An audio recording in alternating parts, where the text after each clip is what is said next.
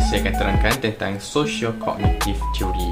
Okay, socio-cognitive theory is a theory that focuses on learning that is the result of observing others or observing the consequence of the behavior of others and including cognitive factor.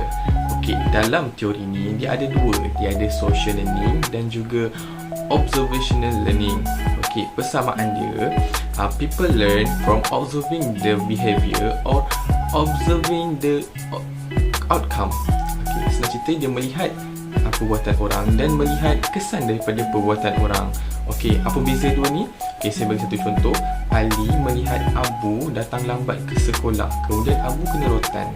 Okey, kalau dalam social learning, okey, Ali dia bertanya kepada Abu, kenapa kena rotan?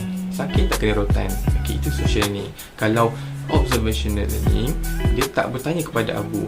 Okey, Ali terus fikir, oh, kalau datang lambat kena rotan. Kalau datang lambat mesti sakit kena rotan. Itu saja. So, constructivism is an important learning theory that educators use to help their students to learn. And it is based on the idea that students or learners actively construct or make their own knowledge from their personal experiences with others and the environment. So basically, learners use their previous knowledge as a foundation and to build on it with new things that they learn. So there are two types of constructivist views, which are the social constructivism and individual constructivism. So from the word social, we can already have a little bit of an idea on it, where the word socials means that a person need a company or need companionships. So this is the learners who are more prefer to share individual perspective with others to construct understandings together that will not be possible to construct individually. Well, for individual constructivism, which is also known as cognitive constructivism, it is completely opposite to social constructivism, as individual constructivism is not emphasized in social interaction. And this kind of persons, they are more prefer to learn by themselves, and therefore the knowledge will actively construct by the learners rather than passively absorb the knowledge or information. Okey, jadi saya akan terangkan tentang comparison antara social cognitive theory dan juga constructivism theory, yang di mana comparison yang pertama adalah dari segi teori dia, yang di mana social cognitive theory ni lebih kepada observe, kita belajar sesuatu sebab kita observe orang. Contohnya macam kita pandai bercakap sekarang sebab kita observe mak ayah kita time kecil-kecil tu, so kita observe, so from that kita belajar, kita dapat bercakap sampai ke besar. And then untuk constructivism pula, dia lebih kepada kita belajar sesuatu sebab kita ada experience diri kita sendiri. Contohnya macam sekarang kita pandai bawa basikal sebab dulu masa kecil-kecil kita ada experience, kita pernah bawa basikal, kita jatuh, kita cuba lagi sampai besar kita pandai bawa basikal. Okay, and then comparison yang kedua adalah dari segi learning dia, yang di mana untuk social cognitive theory ni dia lebih kepada kita belajar sendiri. Maksudnya kita tak perlukan social learning pun tak apa sebab kita observe jauh. Maksud kita observe daripada jauh. Untuk constructivism pula, dia lebih kepada kita belajar diri sendiri dengan orang lain sebab dia based on experience diri sendiri lah. Kita ada belajar dengan orang lain, kita ada belajar dengan diri sendiri. Hello everyone, today I'm going to explain about the theory of behavioral.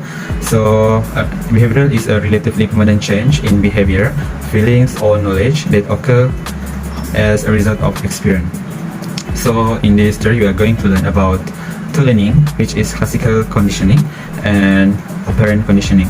So, classical conditioning is a behaviorist learning theory in which individuals learn by association, pairing automatic responses to new stimuli. An example, like seorang guru memberikan kepada murid-muridnya untuk diam sambil bertepuk tangan. Okay.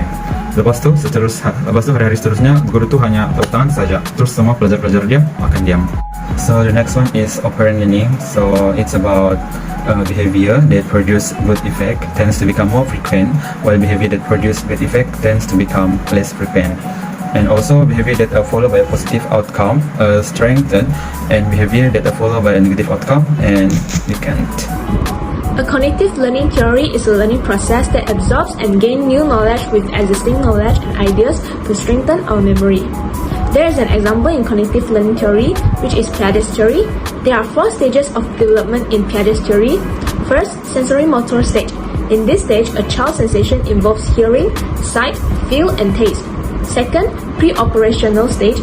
In this stage, children using symbol and gesture to represent events and objects, and their logical reasoning are not organized or developed. Third, concrete operational stage. In this stage, children use logical reasoning rather than intuitive thought. And fourth, formal operational stage. In this stage, children become more systematic and reasonable. Hi guys, so today I would like to share to you guys the differences between behavior learning and cognitive learning theory. Okay, we go first for the behavior learning. Behavior learning theory is a learning theory that focuses on observable behaviors and discount any independent mental activity. It is only based on the concept of stimulus and responses. It's also focused on observable behavior. Okay, when we observe any activities, we will gain the benefit of the observing. Next, we go for the cognitive theory.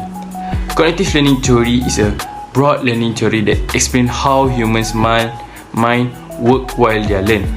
Okay, it only based on the mental process, and it also focus on mental activity and process. Okay, when we say about the mental activity, we will gain a high